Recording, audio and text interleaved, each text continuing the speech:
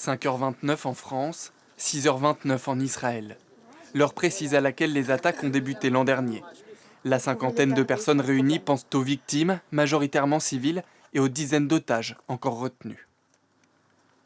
On veut se tenir pour montrer aussi aux familles qu'on est là. On a tous des proches qui connaissent des gens qui ont perdu des gens ce jour-là ou des gens qui sont otages, donc ça me tient à cœur personnellement d'être venue. C'est évident qu'on ne peut pas se taire. Même si je ne suis pas juive, ça n'a rien à voir. Ce qui s'est passé, c'est tellement horrible. L'émotion est forte face au souvenir de la journée la plus meurtrière de l'histoire d'Israël. Kibbutz Be'eri, assassiné 136, kidnappé 32.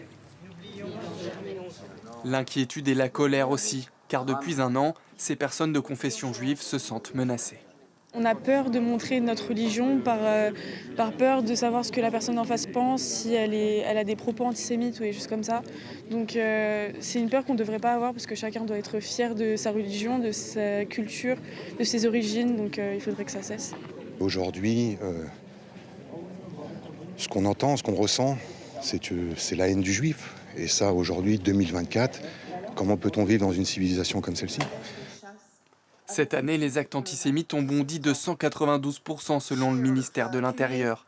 Dans l'Oise, le Conseil représentatif des institutions juives de France, le CRIF, a créé une antenne pour fédérer la communauté. Il est nécessaire pour nous de faire preuve d'unité et de montrer que nous ne sommes pas décidés à laisser passer une quelconque velléité d'antisémitisme en France. Jusqu'aux premières lueurs du jour, les noms des 1205 victimes de ce 7 octobre sanglant ont été égrenés.